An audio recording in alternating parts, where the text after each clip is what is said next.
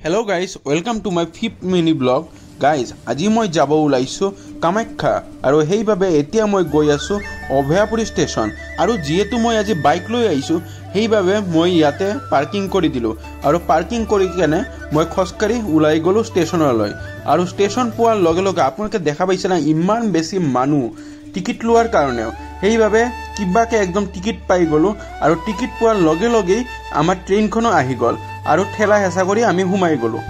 আৰু আমাৰ ট্ৰেইনখন যেহেতু গোৱালপাৰা হৈ যায় তো গোৱালপাৰা এৰাৰ লগে লগে আমাৰ ট্ৰেইনখন ইমান বেছি ভিৰ হৈ গল আৰু ট্ৰেইনত খাৰা হোৱাৰ জাগাও নোহোৱা হৈ গল আৰু মই ভাবিছো যে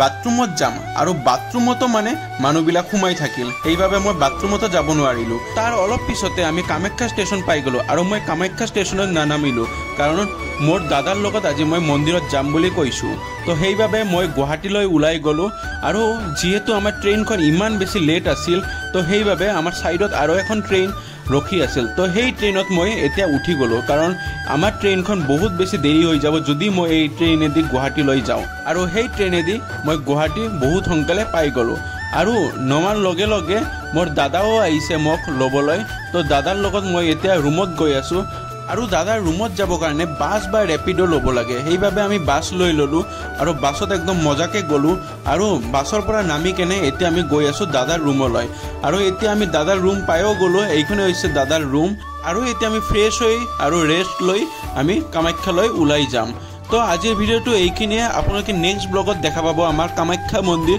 তো এতিয়ালৈকে যিসকলে সাবস্ক্ৰাইব কৰা নাই সাবস্ক্ৰাইব কৰি দিব এনেকুৱা ধুনীয়া ধুনীয়া ভিডিও চাবৰ কাৰণে তো নেক্সট ভিডিওত লগ পাই আছো থ্যাংক ইউ